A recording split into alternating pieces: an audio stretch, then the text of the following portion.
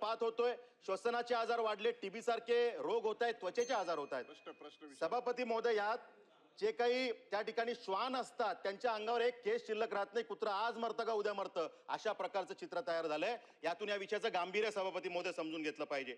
आणि त्यामुळे शरम वाटावी अशी घटना ही घडलेली आहे. सिडकोच्या अधिकाऱ्यांच्या गलथान कारभारामुळे जर का गोमातांचा अंत झाला असेल तर माझे ह्या विषयात स्पेसिफिक प्रश्न आहेत सभापती महोदय, की या गायींच्या गोमातांच्या मृत्यूस जे कोण सिडको अधिकारी जबाबदार आहेत यांच्यावर तात्काळ निलंबनाची कारवाई होणार का, त्यांच्यावर गुन्हे दाखल होणार का?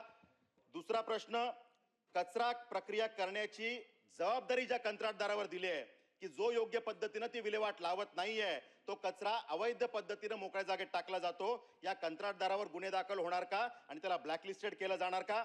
तिसरा प्रश्न सभापती महोदय, की मानवी जीवनास आरोग्यास धोका निर्माण झालेला आहे आणि त्यामुळे या डम्पिंग ग्राउंडला तात्काळ शहरापासून किमान 5-10 किलोमीटर दूर आपण स्थलांतरित करणार का? आणि जी विषारी द्रव्य या ठिकाणी मोकळ्या जागेत टाकण्याचं काम होत आहे सभापती महोदय, म्हणजे प्रशासनाने उत्तर जे दिलंय ते इतकं फिरवाफिरवीचं आहे.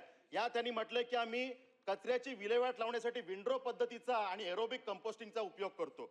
सभापती महोदय, ही पद्धत आहे यांची, विंड्रो पद्धत, की कचरा उचलायचा आणि प्रायव्हेट जागेत आणि फॉरेस्टच्या जागेत डंप करायचा आणि प्रायव्हेट लोकांना, गाववाल्या आमच्या मंडळींना पर ट्रिप काहीतरी पैसे देऊन टाकायचे की 3000 घे, हा कचरा उचल आणि कुठेतरी नेऊन मोकळ्या जागेत फेकून दे. अशा पद्धतीने हे विल्हेवाट लावली जाते सभापती महोदय, जे चुकीचं आहे. आणि त्यामुळे गावाच्या गावं त्या ठिकाणी दूषित करण्याचं काम या सिडकोच्या डम्पिंग ग्राउंडच्या माध्यमातून होत आहे. आणि आजूबाजूच्या संपूर्ण तळोजापासून, पेंदरपासून तळोजा फेज 1 फेज 2 पर्यंत हा याचा परिणाम झालेला आहे.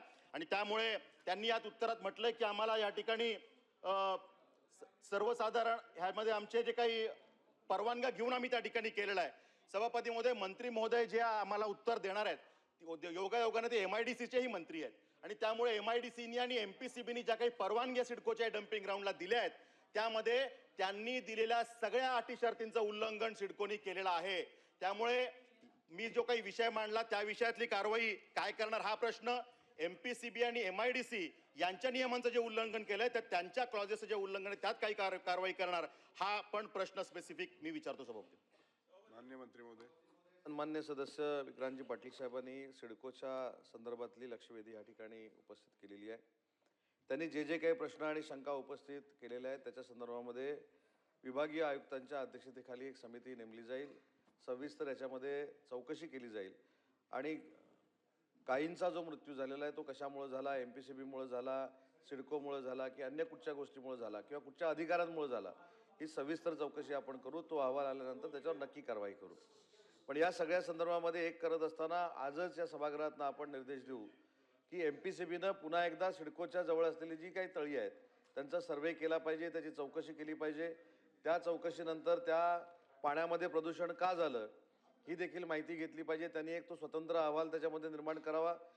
त्याच्यानंतर पशुसंवर्धन अधिकाऱ्यांशी देखील चर्चा करून पोस्टमार्टम का होऊ शकला नाही, कशामुळे झालं नाही याची देखील सविस्तर चौकशी केली जाईल. आणि सगळ्या चौकशीच्या अंती याच्यामध्ये जे जे कोण सामील असतील त्यांच्यावर कारवाई केली जाईल.